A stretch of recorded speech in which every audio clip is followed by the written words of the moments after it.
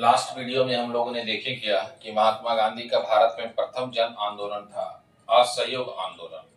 और असहयोग आंदोलन के विषय में मैंने डिटेल से सभी बातों को मैंने वीडियो में बताए हैं। और 2025 में जो आईएएस में क्वेश्चन हुआ उसका भी मैंने डिस्कस कर चुके हैं। आप वो भी जाकर के लास्ट वीडियो में देख सकते हैं। भारत में पहला जन आंदोलन है 1920 का असहयोग आंदोलन। अच्छा, भारत में दूसरा जन आंदोलन क्या है? सविनय अवज्ञा आंदोलन, जिसको दांडी मार्च भी कहा जाता है और जिसको नमक सत्याग्रह के नाम से भी जानते हैं। और इस बार फिर यूपीएससी में यह क्वेश्चन पूछा गया है। सविनय अवज्ञा आंदोलन से भी 2 क्वेश्चन पूछा गया है। सविनय अवज्ञा आंदोलन का कारण क्या था? मुख्य कारण कहा जाता है कि ब्रिटिश सरकार ने नमक कर में बढ़ोतरी कर दिया था। और नमक क्या है? आम जनता का यूज करने वाली वस्तु था, एक सामान्य वस्तु। महात्मा गांधी ने इसी नमक को आधार बना करके 1930 में भारत में दूसरा जन आंदोलन शुरू करेंगे, जिसे कहा जाता है सविनय अवज्ञा आंदोलन। और सविनय अवज्ञा आंदोलन के समय ही वो आपको है पद यात्रा शुरू करेंगे। जो ये पद यात्रा साबरमती आश्रम से प्रारंभ होकर के दांडी तक जाएगा और दांडी में नमक कानून का निर्माण करेंगे। यही क्वेश्चन पूछा गया था 2025 के यूपीएससी के पेपर में कि दांडी में उन्होंने क्या किए? ब्रिटिश सरकार का विरोध करते हुए नमक का निर्माण किए थे और सविनय अवज्ञा आंदोलन को प्रारंभ किया गया था। तो यहाँ आपका बहुत इंपॉर्टेंट है सविनय अवज्ञा आंदोलन, और यह भारत का दूसरा जन आंदोलन है। सविनय अवज्ञा आंदोलन यूपीएससी में एक बहुत सारा क्वेश्चन यहाँ से पूछा गया है। जैसे यूपीएससी ने एक बार क्वेश्चन ये भी पूछा है कि महात्मा गांधी का भारत में वह कौन सा आंदोलन है जो 2 चरण में शुरू हुआ था? तो वह है सविनय अवज्ञा आंदोलन। इसका प्रथम चरण होगा, फिर इसका दूसरा चरण भी शुरू होगा। अंतिम रूप से सविनय अवज्ञा आंदोलन समाप्त कब होगा? अप्रैल 1934 में। तो यह बहुत इंपॉर्टेंट है आंदोलन सविनय अवज्ञा आंदोलन। सविनय अवज्ञा आंदोलन का एक मुख्य कारण भी कहा जाता है कि पूरे वर्ल्ड में 1929 में विश्व का प्रथम महामंदी अमेरिका से शुरू हुआ था और इस महामंदी ने संपूर्ण विश्व को प्रभावित किया था। और इसी समय ब्रिटिश सरकार के भारत के गवर्नर जनरल थे लॉर्ड इरविन। उन्होंने टैक्स कर में, नमक के टैक्स कर में बढ़ोतरी कर दिए थे, जिसके कारण यह नमक सत्याग्रह के रूप में आंदोलन हुआ। और ये आंदोलन, इसका प्रभाव संपूर्ण भारत में देखने को मिलता है। जहां समुद्र से सटा हुआ कोई राज्य नहीं रहा है तो वहां आंदोलन का दूसरा रूप देखते हैं। जैसे आईएएस के एग्जाम में एक बार यह भी क्वेश्चन पूछा गया है कि नमक सत्याग्रह, यह सविनय अवज्ञा आंदोलन उत्तर प्रदेश और बिहार में किस रूप में प्रारंभ किया गया था? तो वह चौकीदार आंदोलन के नाम से प्रारंभ किया गया था। यही आंदोलन असम में हुआ था। असम में चाय बागान के मजदूरों ने आंदोलन किए थे, जो उस समय वहां आंदोलन के नहर आंदोलन के रूप में प्रसिद्ध था। जबकि दक्षिण भारत में जब आंदोलन शुरू होता है तो दक्षिण भारत में मालाबार के क्षेत्र में श्री राजगोपालाचारी के नेतृत्व में नमक का निर्माण किया गया था, इसलिए नमक सत्याग्रह के रूप में भी वहां होता है। लेकिन यही आंदोलन जब आप देखेगा बलूचिस्तान में खान अब्दुल गफ्फार खां, ये सीमांत गांधी के नेतृत्व में आंदोलन होता है। तो यह आंदोलन जो है बहुत ही इंपॉर्टेंट रहा है। और इसी आंदोलन में सीमांत गांधी जो है वह ब्रिटिश सरकार का विरोध करने के लिए एक आपको संगठन बनाते हैं, जिसको कहा जाता है रेड शर्ट्स। और ये बहुत बार एग्जाम में क्वेश्चन पूछ चुका है। सीमांत गांधी के नाम से कौन प्रसिद्ध है? तो आप याद रखिएगा, खान अब्दुल गफ्फार खां। तो ये काफी यहाँ से एग्जाम में क्वेश्चन पूछा जाता है। अच्छा, इसमें एक बार क्वेश्चन ये भी पूछा है आईएएस के पेपर में कि जब सविनय अवज्ञा आंदोलन चल रहा था तो अमेरिका का कौन सा पत्रकार भारत में उपस्थित था? अमेरिका का कौन सा पत्रकार भारत में उपस्थित था? तो वेब मिलर था। और वेब मिलर जब सरोजिनी नायडू आंदोलन कर रही थी थरसाना में, तो उस समय वहां सभी आंखों देखी घटनाओं का उसने वर्णन भी किया है वेब मिलर ने। ये बहुत ही इंपॉर्टेंट आंदोलन रहा है। पद यात्रा जो है 320 किलोमीटर से 322 किलोमीटर तक चलेगा। इसको माइल में भी बहुत जगह एग्जाम में क्वेश्चन पूछा जाता है। 240 मील।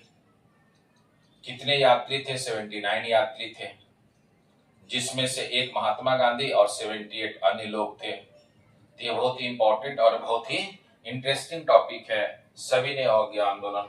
सविनय अवज्ञा आंदोलन के संबंध में हम लोग पढ़ेंगे और यह भारत में दूसरा जन आंदोलन है जो महात्मा गांधी के द्वारा शुरू किया गया था ब्रिटिश सरकार के विरोध में।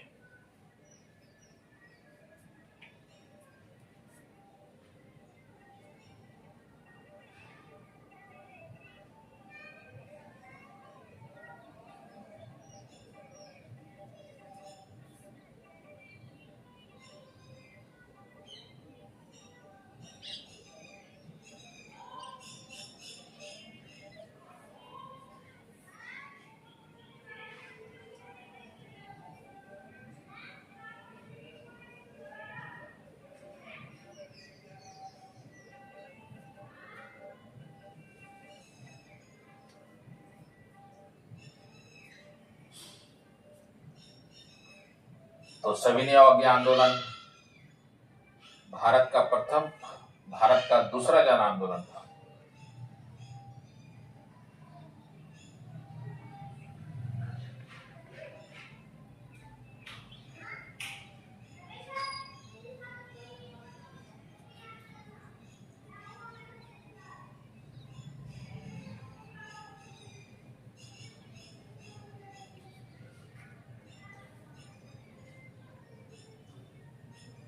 इस आंदोलन को नमक सत्याग्रह के नाम से भी जानते हैं।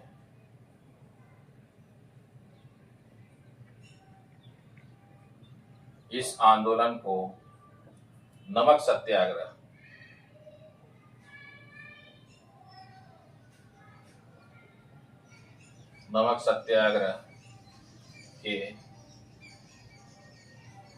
नाम से भी जानते हैं।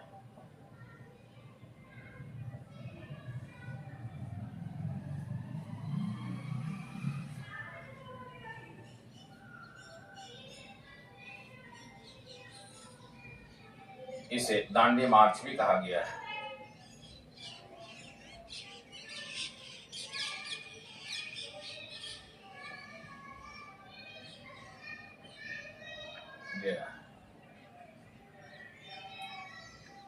यह भारत में चलने वाला 2 चरण में आंदोलन था।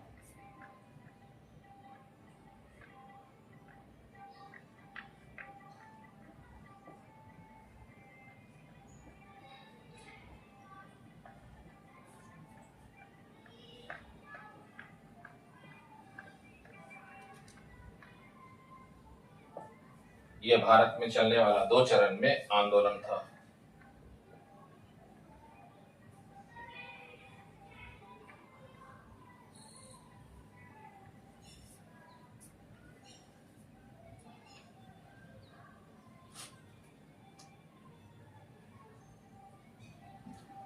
तो आप इसे याद रखिएगा, यह भारत का दूसरा जन आंदोलन है जो सबसे इंपॉर्टेंट है। इस आंदोलन को नमक सत्याग्रह के नाम से जानते हैं। इसे दांडी मार्च भी कहा गया है। यह भारत में चलने वाला 2 चरण में आंदोलन था। अच्छा, यह आंदोलन के लिए पद यात्रा शुरू किया जाता है महात्मा गांधी के द्वारा। अब यह पद यात्रा जो शुरू होगा, वह पद यात्रा कहां से शुरू होगा उसको हम लोग देखते हैं एक मैप के माध्यम से।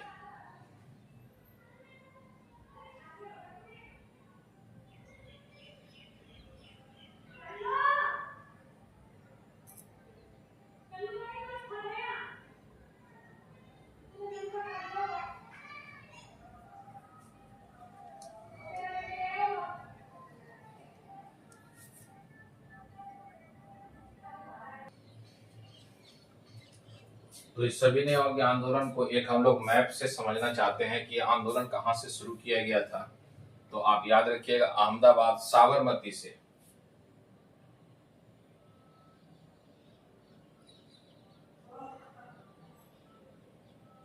साबरमती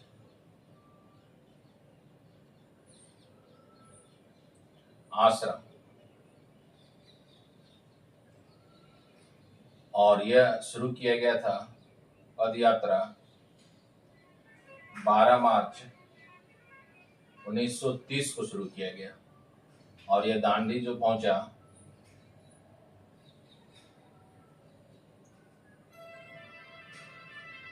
6 अप्रैल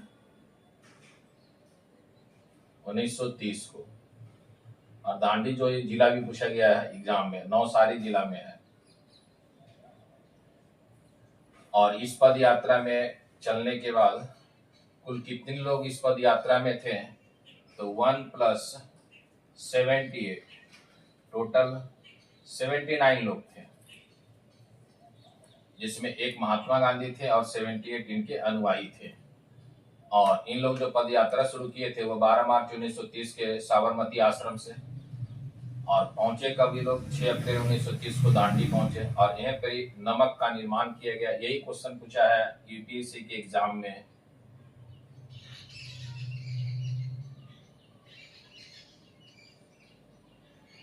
दो 2025 का जो आईएएस का पेपर हुआ है उसमें यह क्वेश्चन पूछा गया है, तो आप इसमें याद रखिएगा, दांडी में नमक का निर्माण किया गया था। अच्छा, इसमें कुल यात्री तो हम लोगों ने देख लिए कितने थे?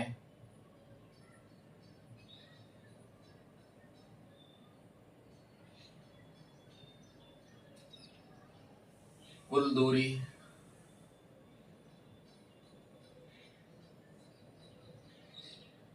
320 किलोमीटर या 240 मील।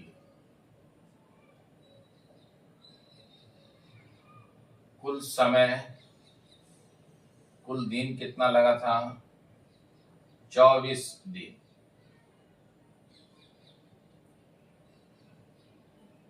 और यह पद यात्रा जो है बहुत इंपॉर्टेंट है। क्यों? क्योंकि यहाँ पर मेंस में भी क्वेश्चन पूछ चुका है।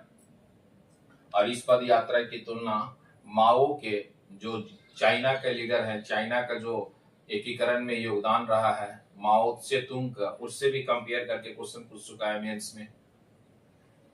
तो यह बहुत इंपॉर्टेंट है, आप इसे याद रखिएगा, जो एग्जाम में पूछा जाता है। तो अभी क्वेश्चन भी आ चुका है इस बार 2025 में आईएएस के पेपर में। तो यह कब शुरू किया गया और कहां जाकर के समाप्त हुआ? कुल कितने यात्री थे, कुल कितनी दूरी और कुल कितना दिन? इसके अलावा इसमें याद रखिएगा, इस आंदोलन के समय भारत में अमेरिकी पत्रकार कौन था?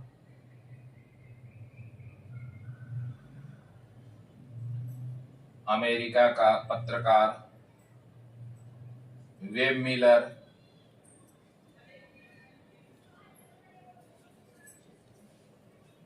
अच्छा, भारत का गवर्नर जनरल कौन था?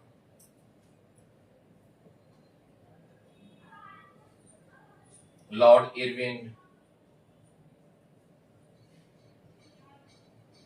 लॉर्ड इरविन कब से कब रहे हैं?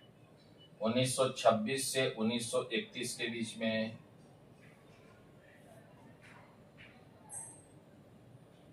अच्छा, इसी क्वेश्चन को और भी एग्जाम में पूछा गया, बहुत सारे एग्जाम में, कि भारत में तिरंगा आंदोलन कब चलाया गया था? तो इसी जगह, इसी आंदोलन में सूरत में एक घटना घटित होगा इसी आंदोलन के क्रम में, कि सूरत के जितने भी बच्चे थे वह सभी बच्चे हाथ में तिरंगा लेकर के ब्रिटिश सरकार का विरोध कर रहे थे। जब ये विरोध कर रहे थे तो ब्रिटिश सरकार क्या है, उनके हाथों से तिरंगा, बच्चों के हाथों से तिरंगा छीन ले रही थी।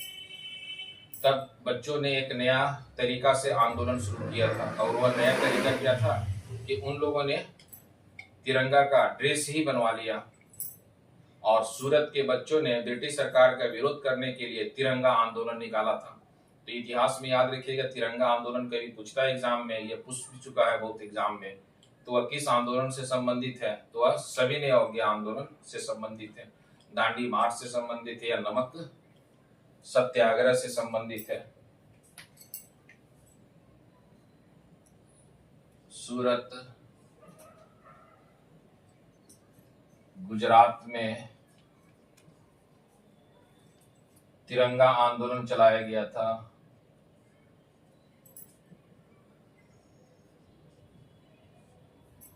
सूरत गुजरात में तिरंगा आंदोलन चलाया गया किसके द्वारा? तो आपको है सूरत के बच्चों के द्वारा यह आंदोलन चलाया गया था। इसीलिए बहुत बार एग्जाम में पूछ चुका है। इसी प्रकार का बहुत सारा एग्जाम में क्वेश्चन और भी पूछा जाता है, वंदे मातरम आंदोलन। तो वंदे मातरम आंदोलन चलाया गया था जब आजादी के बाद हैदराबाद को मिलाने की कोशिश किया जाता है, तो उसी समय हैदराबाद में एक आंदोलन चलाया जाता है जिसे कहते हैं वंदे मातरम आंदोलन। तो यह बहुत इंपॉर्टेंट है, जो एग्जाम में क्वेश्चन पूछा जाता है। अब इसी आंदोलन को रोकने के लिए ब्रिटेन का इस समय प्राइम मिनिस्टर कौन है? तो रैमजे मैकडोनाल्ड है। अब रैमजे मैकडोनाल्ड इस आंदोलन को रोकने के लिए विभिन्न प्रकार का कार्य करते हैं। तो एक तो आप याद रखिएगा, यह आंदोलन कहाँ शुरू हुआ, फिर इस आंदोलन का विस्तार। गुजरात से आंदोलन शुरू हुआ, इस गुजरात से आंदोलन के बाद इसका महत्व, इसका विस्तार भारत के विभिन्न क्षेत्रों में फैल गया। और विभिन्न क्षेत्रों में फैलने के बाद वह किस रूप में आंदोलन हुआ, तो अलग अलग क्षेत्रों में अलग अलग रूप से आंदोलन प्रारंभ हुआ था। तो सभी ने हो गया आंदोलन का विस्तार। जैसे भारत के उत्तर पश्चिमी क्षेत्र बलूचिस्तान में आंदोलन सीमांत गांधी नेतृत्व किए। फिर यह उत्तर प्रदेश और बिहार में चौकीदार आंदोलन के रूप में होगा। असम में यह नहर आंदोलन के रूप में होगा।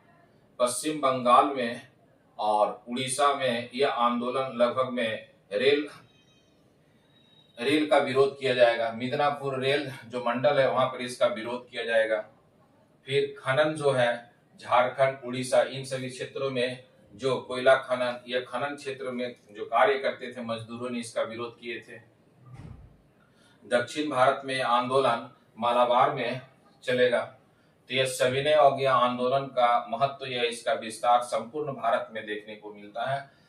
तो यह आपका, जब तक इस पॉइंट को आप नोट कर सकते हैं, ये इस पॉइंट को आप शॉर्ट स्क्रीन ले सकते हैं। इसके बाद मैं सेकंड पॉइंट पर इसका विस्तार के विषय में चर्चा करते हैं।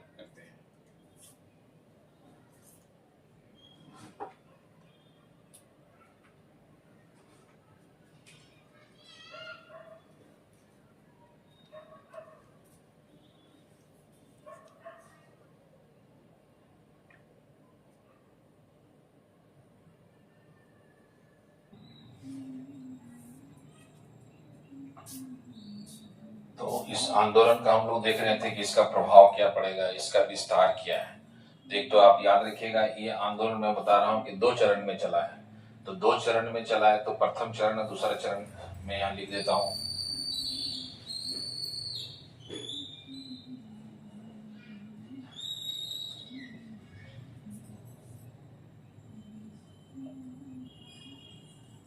मार्च 1930 से 5 मार्च 1931 को, और ये 1931 जो है इसी समय गांधी इरविन समझौता भी होगा, ठीक है ना। ये प्रथम चरण।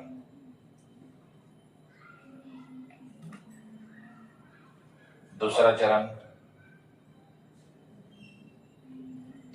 जनवरी 1932 से अप्रैल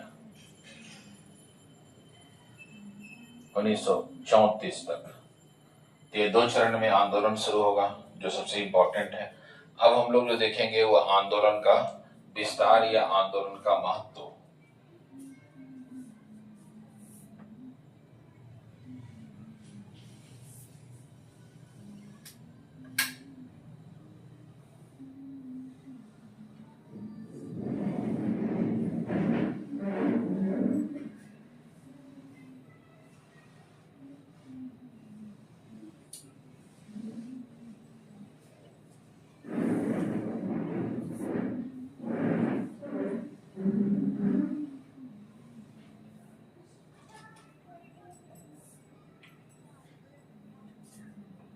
तो सभी ने हो गया आंदोलन का विस्तार, यह उसका प्रभाव, यह महत्व।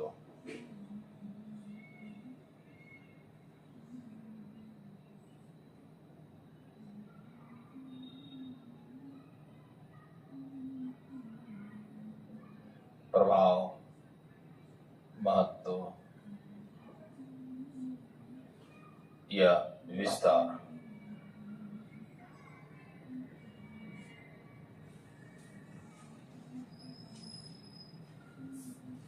अब इस आंदोलन का क्या क्या प्रभाव है, क्या विस्तार है, तो उसको हम लोग देखते हैं। सबसे पहला जो इसमें प्रभाव आएगा, जो सबसे इंपॉर्टेंट है, भारत के उत्तर पश्चिमी क्षेत्र में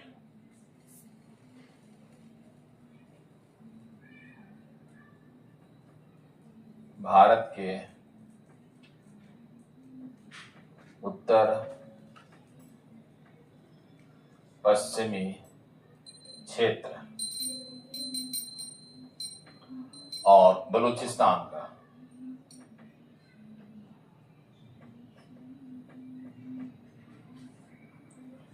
उत्तर भारत के उत्तर पश्चिमी क्षेत्र में आंदोलन जो कौन करेंगे तो वो सीमांत गांधी खान अब्दुल गफ्फार खां के नेतृत्व में होगा।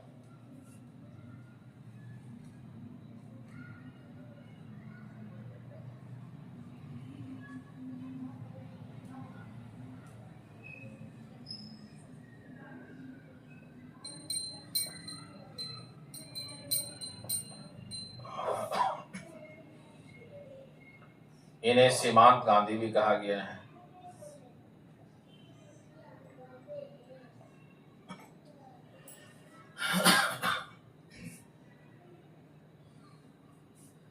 और खान अब्दुल गफ्फार खां भारत के उत्तर पश्चिमी क्षेत्रों में सविनय योगी आंदोलन के समय वह एक संगठन बनाएंगे और उस संगठन का नाम है लाल कुर्ता।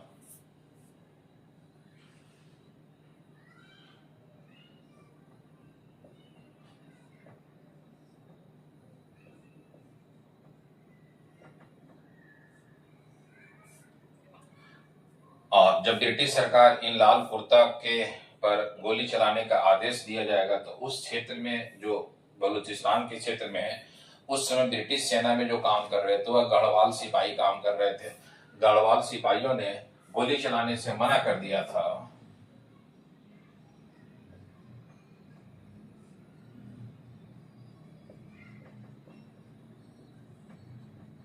सिपाहियों ने लाल कुर्ता संगठन पर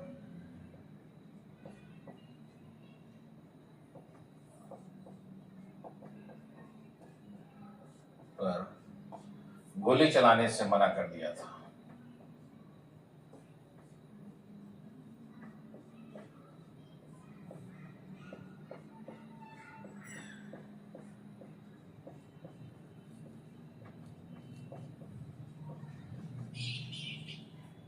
तो ये आप याद रखिएगा, भारत के उत्तर पश्चिमी क्षेत्र बलूचिस्तान और खान अब्दुल गफ्फार खां ये सीमांत गांधी संगठन बनाए थे लाल कुर्ता। गढ़वाल सिपाहियों ने लाल कुर्ता संगठन पर गोली चलाने से मना कर दिया। खान अब्दुल गफ्फार खां ने एक संगठन बनाए थे, एक पुस्तक तो लाल कुर्ता नामक संगठन, इनके द्वारा एक पुस्तक भी लिखा गया था खुदाई खिदमतगार।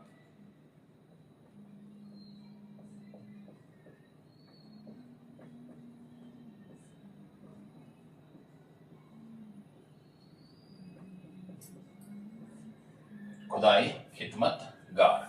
तो ये सबसे इंपॉर्टेंट है। इनका प्रभाव भारत के उत्तर पश्चिमी क्षेत्र में और भारत के उत्तर पश्चिमी क्षेत्र में जो चला था वह खान अब्दुल गफ्फार खां के नेतृत्व में हुआ था। उसी प्रकार जब आप पढ़ेंगे दूसरा जो क्षेत्र है वह बिहार और उत्तर प्रदेश।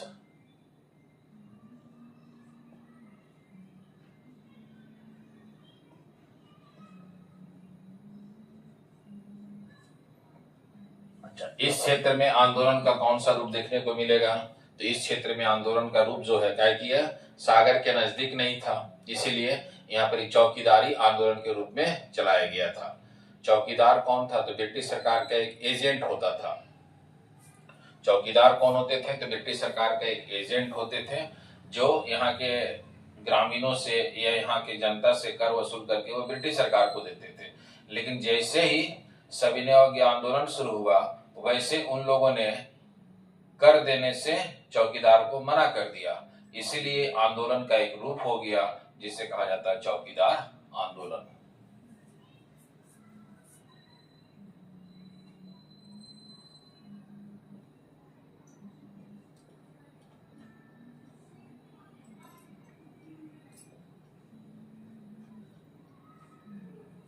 चौकीदार मूल रूप से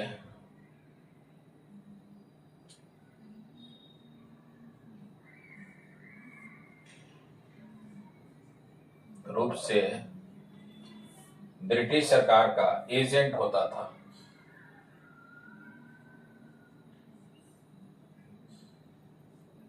ब्रिटिश सरकार का एजेंट होता था होता था, जो नागरिकों से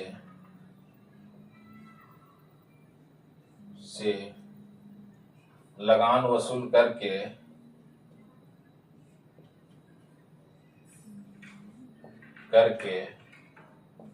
ब्रिटिश सरकार को देता था।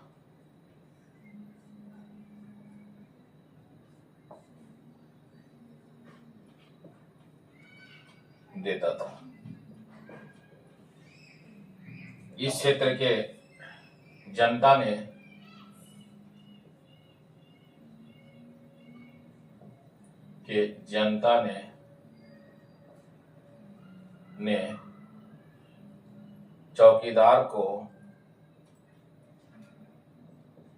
चौकीदार को लगान देने से मना कर दिया।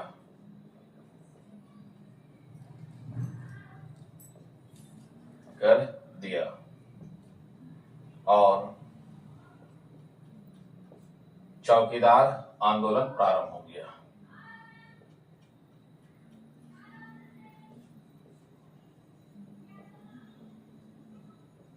चौकीदार आंदोलन हुआ था।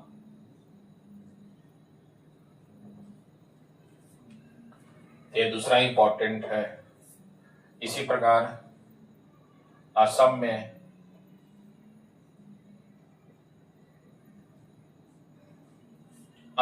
जो ये आंदोलन का अलग रूप देखने को मिलेगा, असम में नहर आंदोलन के रूप में यह होगा और बारदोले इस आंदोलन का नेतृत्व करेंगे।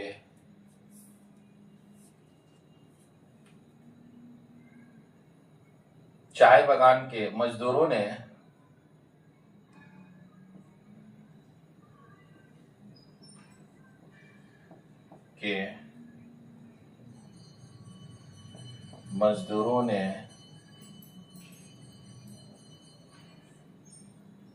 ब्रिटिश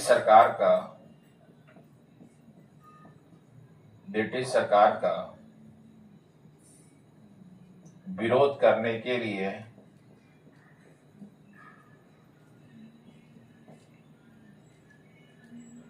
नहर आंदोलन प्रारंभ किया।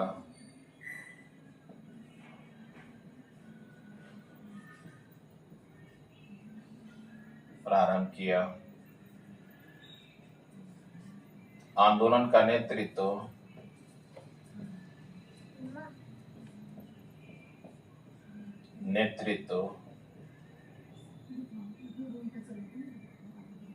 बारदोले ही कर रहे थे।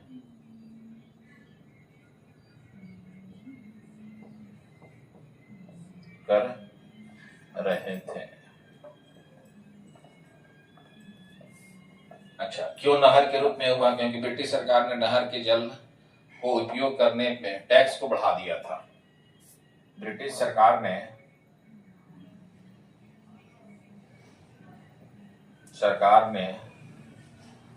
नहर जल के उपयोग करने पर टैक्स में बढ़ोतरी कर दिया था।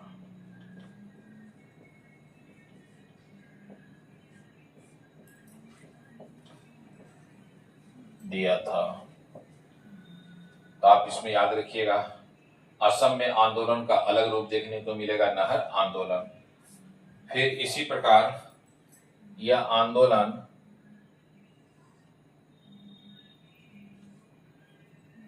बंगाल, उड़ीसा, झारखंड, यहाँ आंदोलन का एक अलग रूप देखने को मिलेगा। यहाँ पर ही क्या है कि रेल रोको आंदोलन चलाया गया। खनन के मजदूरों ने आंदोलन किया। मिदनापुर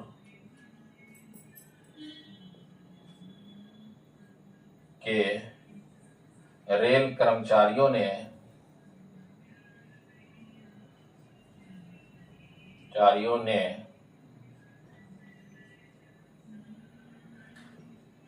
रेल हड़ताल आंदोलन किया।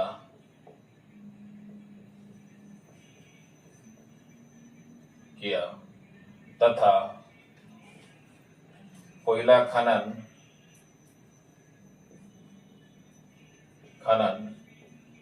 के मजदूरों ने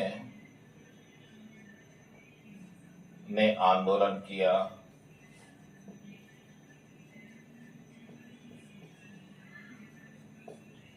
था। फिर इसी आंदोलन का हम लोग देखते हैं दक्षिण भारत में मालाबार, दक्षिण भारत मालाबार, दक्षिण भारत मालाबार में क्या है कि दक्षिण भारत और मालाबार में मुख्य रूप से क्या होगा कि वो मालाबार जो हुआ सागर के नजदीक है, तो सी राजगोपालाचारी के क्षेत्र में, केरल मालाबार के क्षेत्र में ब्रिटिश सरकार का विरोध करते हुए नमक का निर्माण किया जाएगा।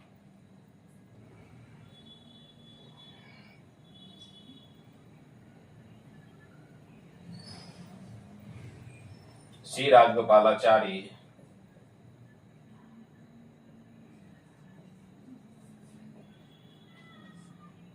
के नेतृत्व में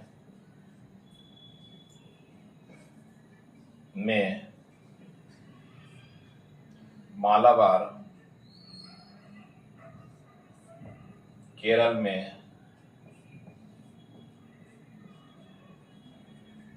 नमक का निर्माण किया जाएगा।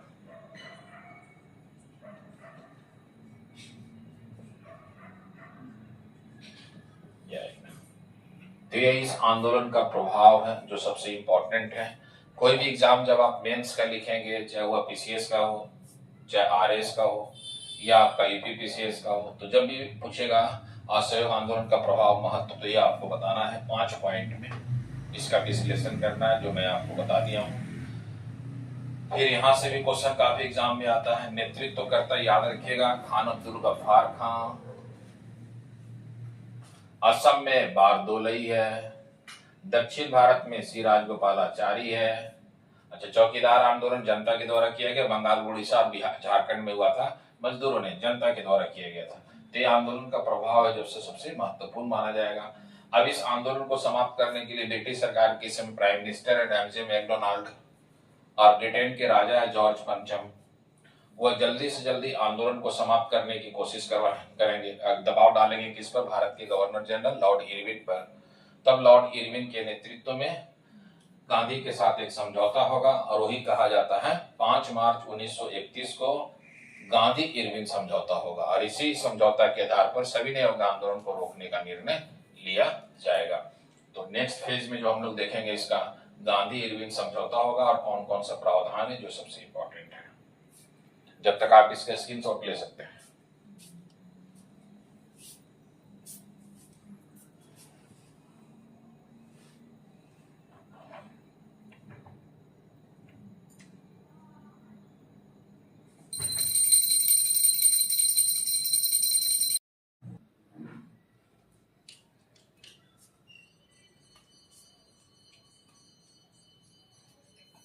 लास्ट वीडियो में हम लोगों ने देख रहे थे सविनय अवज्ञा आंदोलन, और सविनय अवज्ञा आंदोलन का विस्तार हम लोगों ने देख लिया, उसका प्रभाव और महत्व। सविनय अवज्ञा आंदोलन भारत का दूसरा जन आंदोलन था। अब जब इसका विस्तार या प्रभाव होगा तो ब्रिटिश सरकार को इस आंदोलन से काफी हानि या नुकसान होता है। तब ब्रिटिश सरकार क्या करेंगे कि इस आंदोलन को रोकने के लिए ब्रिटेन के प्रधानमंत्री रैमजे मैकडोनाल्ड भारत के गवर्नर जनरल लॉर्ड इरविन पर दबाव डालेंगे। तब लॉर्ड इरविन महात्मा गांधी से एक वार्ता होगा, एक संधि होगा, एक समझौता होगा, जिसे कहा जाता है गांधी इरविन समझौता। और ये गांधी इरविन समझौता बहुत ही इंपॉर्टेंट है। तो नेक्स्ट जो हम लोग लिख रहे हैं वह गांधी इरविन समझौता।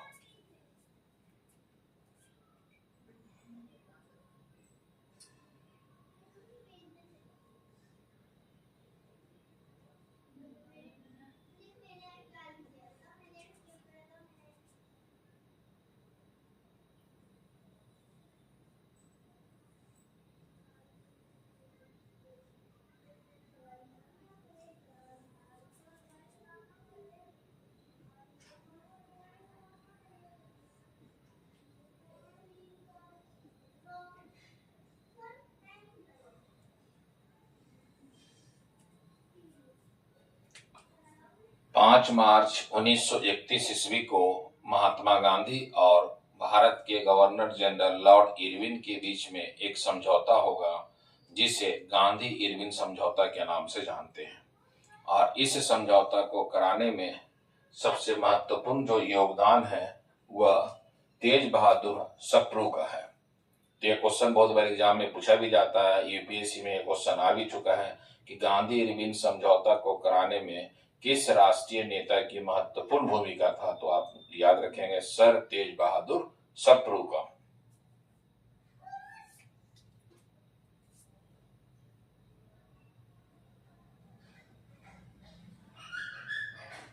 पांच मार्च 1931 ईस्वी में महात्मा गांधी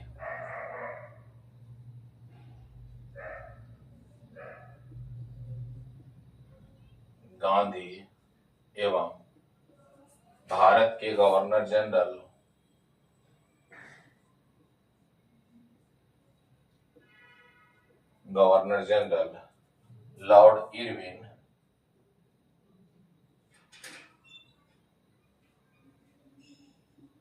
लॉर्ड इरविन के बीच दिल्ली में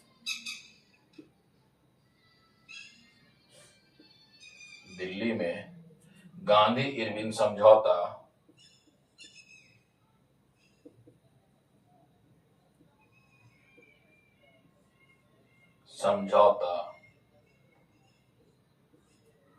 आयोजित किया गया।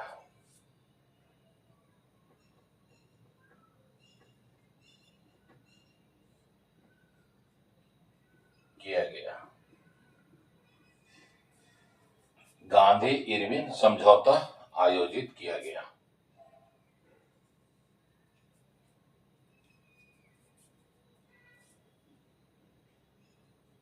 इस समझौते को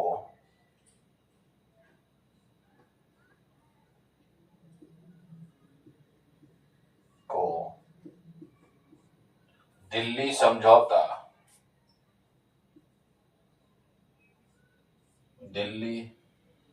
समझौता या दिवाली उत्सव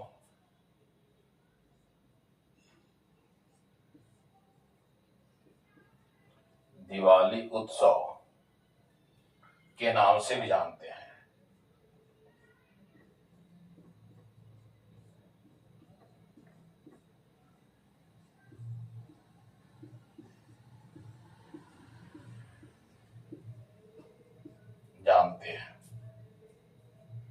नेक्स्ट,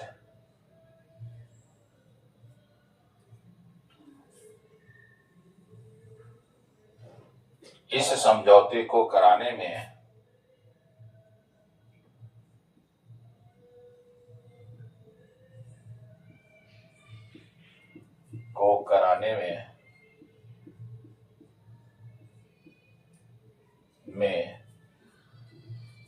भारत के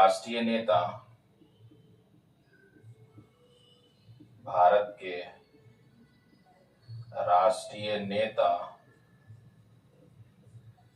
तेज बहादुर सप्रू का महत्वपूर्ण योगदान था।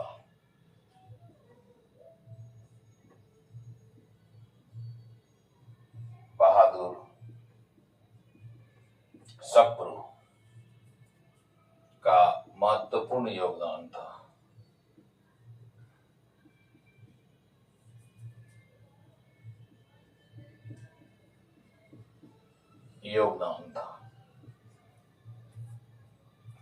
तो आप इसे याद रखिएगा कि यह समझौता महात्मा गांधी और लॉर्ड इरविन के बीच में हुआ। इस समझौता को किसके नेतृत्व में कराया गया था? तो तेज बहादुर सप्रू के नेतृत्व में।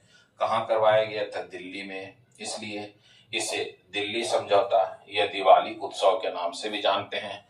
अच्छा, इस समझौता का मुख्य प्रावधान क्या था? तो मुख्य प्रावधान में जब ये समझौता हुआ तो सरोजिनी नायडू ने यहाँ एक स्टेटमेंट दी है इस समझौता के बाद, और वो अक्सर एग्जाम में क्वेश्चन पूछा भी जाता है। सरोजिनी नायडू ने गांधी और इरविन को कही किया कि दो शरीर एक आत्मा के समान है। ये भी क्वेश्चन बहुत बार एग्जाम में क्वेश्चन पूछा गया है कि गांधी और इरविन को दो शरीर बताया गया और एक आत्मा से इसकी तुलना किया गया, किसके द्वारा? सरोजिनी नायडू के द्वारा। अच्छा, गांधी इरविन समझौता में क्या मुख्य प्रावधान था? उस मुख्य प्रावधान को हम लोग अब देखते हैं कि इसमें मुख्य प्रावधान क्या रखा गया था।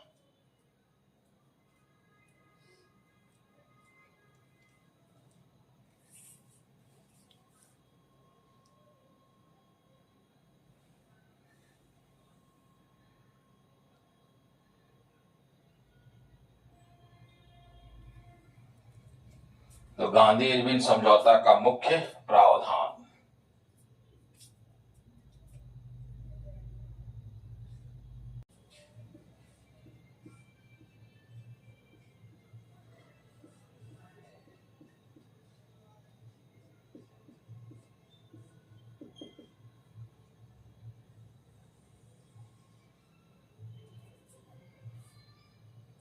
अच्छा, सबसे पहले तो यह प्रावधान रखा गया कि सविनय अवज्ञा आंदोलन को स्थगित कर दिया गया। जो सबसे पहला प्रावधान रहा है गांधी इरविन समझौता का, वह सविनय अवज्ञा आंदोलन को स्थगित कर दिया गया या रोक दिया गया।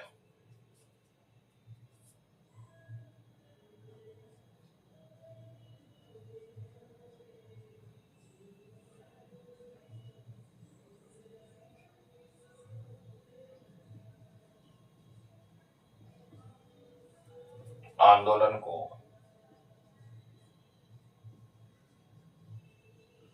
स्थगित कर दिया गया।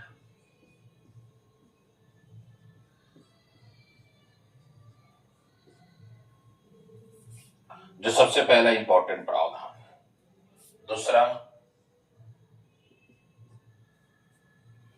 दूसरा प्रावधान था कि लंदन में गोलमेज सम्मेलन चल रहा था। उस गोलमेज सम्मेलन में महात्मा गांधी को या कांग्रेस को आमंत्रित किया गया था।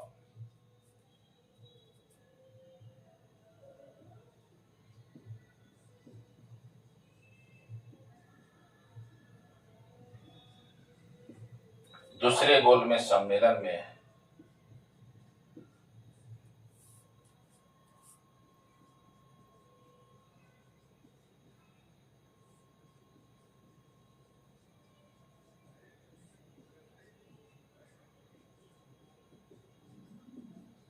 कांग्रेस अर्थात महात्मा गांधी को आमंत्रित किया गया था।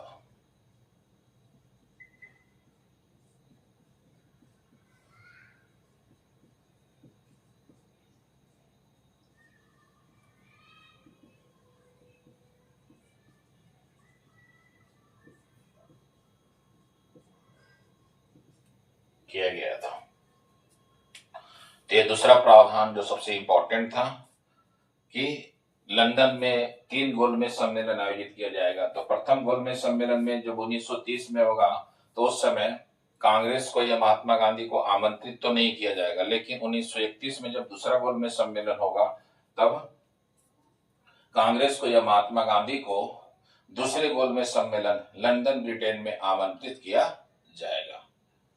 जो सबसे इंपॉर्टेंट पॉइंट था 2। तीसरा पॉइंट,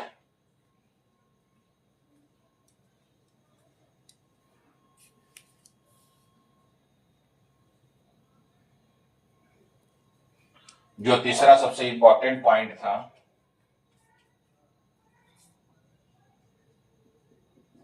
तीसरा पॉइंट को लेकर के ही विवाद है। अब यहाँ कुछ इतिहासकारों का मानना है क्या, क्योंकि सविनय अवज्ञा आंदोलन को जब स्थगित किया गया, चाहे इस आंदोलन के दौरान ब्रिटिश सरकार ने बहुत सारे नेताओं को, भारत के बहुत सारे जनताओं को या बहुत सारे नागरिकों को गिरफ्तार करके जेल में डाल दिया गया था। अच्छा, जब जेल में डाल दिया गया तब वहां पर ही एक इंपॉर्टेंट प्रावधान लाने की बात कर रहे थे रैमजे मैकडोनाल्ड, जो ब्रिटेन के प्रधानमंत्री थे। महात्मा गांधी यहाँ डिमांड कर रहे थे क्या कि सभी कैदियों को, ये सभी जो राजनीतिक जो कैदी हैं उनको मुक्त करने की मांग कर रहे थे महात्मा गांधी। लेकिन रैमजे मैकडोनाल्ड ने लॉर्ड इरविन पर दबाव डाला कि आप इस प्रावधान को ना रख करके आप वह प्रावधान रखिए कि राजनीतिक कैदियों को, राजनीतिक कैदियों को जेल से मुक्त किया जाएगा। अब जितने भी राजनीतिक कैदी थे सभी को मुक्त कर दिया गया। अब यहाँ जितने भी क्रांतिकारी थे जैसे भगत सिंह, सुखदेव, राजगुरु, उनको मुक्त नहीं किया गया। क्यों? क्योंकि वह एक रिवोल्यूशनरी नेता थे, लीडर थे, एक क्रांतिकारी नेता थे। तो यही प्रावधान को लेकर के अक्सर इतिहासकारों के बीच में भी विवाद चलता है। महात्मा गांधी का मानना था, लॉर्ड इरविन के सामने डिमांड था क्या कि सभी कैदियों को जेल से मुक्त कर दिया जाए, लेकिन लॉर्ड इरविन पर ब्रिटेन के प्रधानमंत्री का दबाव था। इसलिए ब्रिटेन के प्रधानमंत्री के दबाव के कारण तीसरा प्रावधान रखा गया। और क्या रखा गया? केवल राजनीतिक कैदियों को जेल से मुक्त किया जाएगा।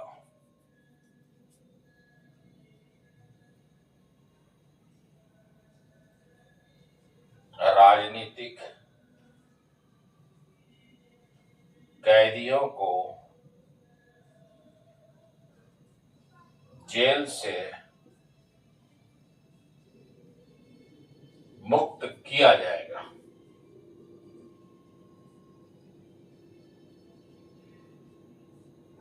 क्रांतिकारी कैदियों को जेल से मुक्त नहीं किया जाएगा। क्रांतिकारी कैदियों को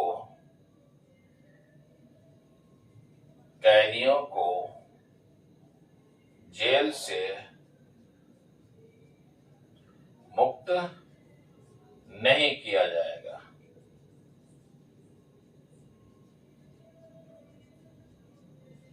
जिसके कारण भगत सिंह, सुखदेव और राजगुरु को जेल से मुक्त नहीं हो पाए थे। तो यह तीन ही प्रावधान था गांधी इरविन समझौता के संबंध में। पहला प्रावधान था कि सविनय अवज्ञा आंदोलन को महात्मा गांधी स्थगित कर देंगे, उन्होंने स्थगित कर दिए। दूसरा प्रावधान था क्या कि जो लंदन, ब्रिटेन में दूसरे गोलमेज सम्मेलन चल रहा है उसमें कांग्रेस या महात्मा गांधी भाग ले और बैठ करके वार्ता करेंगे। दूसरा प्रावधान। तीसरा प्रावधान को लेकर के इतिहासकारों के बीच में विवाद है। विवाद का भी मुख्य कारण क्या है कि जब आपको मैंने साइमन आयोग पढ़ाए थे तो साइमन आयोग में एक टॉपिक है, जब साइमन आयोग लाहौर की यात्रा करेंगे अपने सदस्यों के साथ तो वहां लाठी चार्ज कर दिया जाएगा। और उस लाठी चार्ज जो करेंगे वो लाहौर के कमिश्नर थे सेंडर, वो लाठी चार्ज करने का आदेश दे देंगे, जिसमें लाला लाजपत राय घायल हो जाएंगे और उसी घायल के कुछ दिनों के बाद उनकी मृत्यु हो जाती है। तब सेंडर इस प्रकार का लाठीचार्ज का आदेश दिया था, लाहौर का कमिश्नर था वो।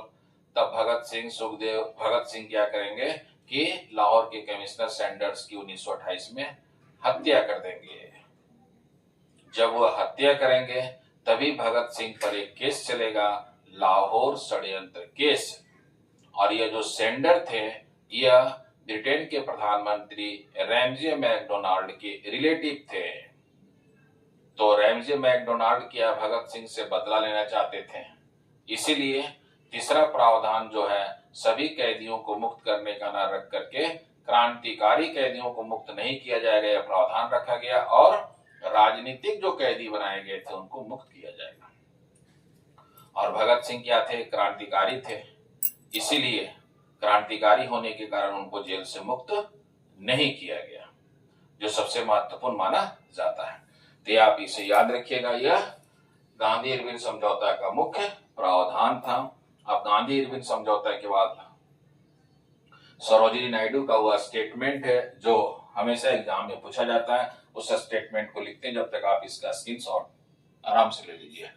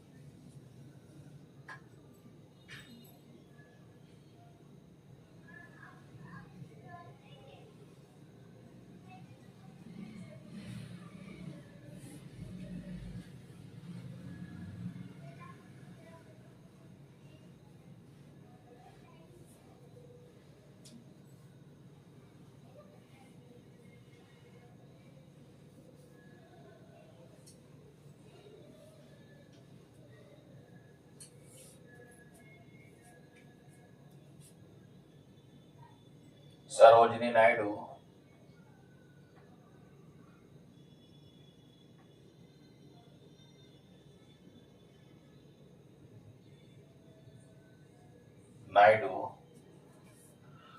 गांधी और इरविन के विषय में महात्मा गांधी,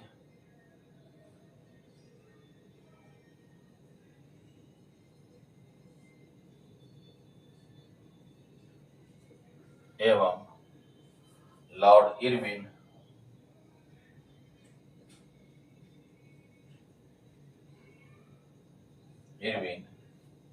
के विषय में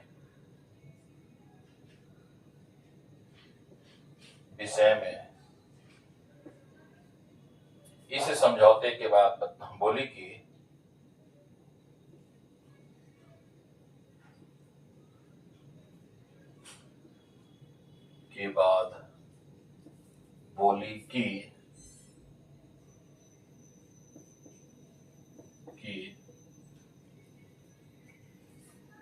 गांधी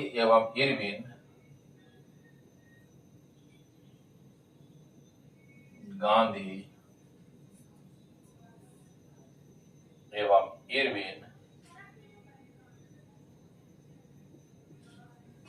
दो शरीर एवं एक आत्मा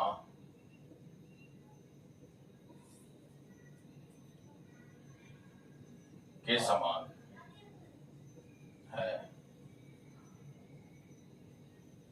इसलिए आप इसे याद रखिएगा, स्टेटमेंट इंपॉर्टेंट है, यह बहुत बार एग्जाम में पूछा जा चुका है।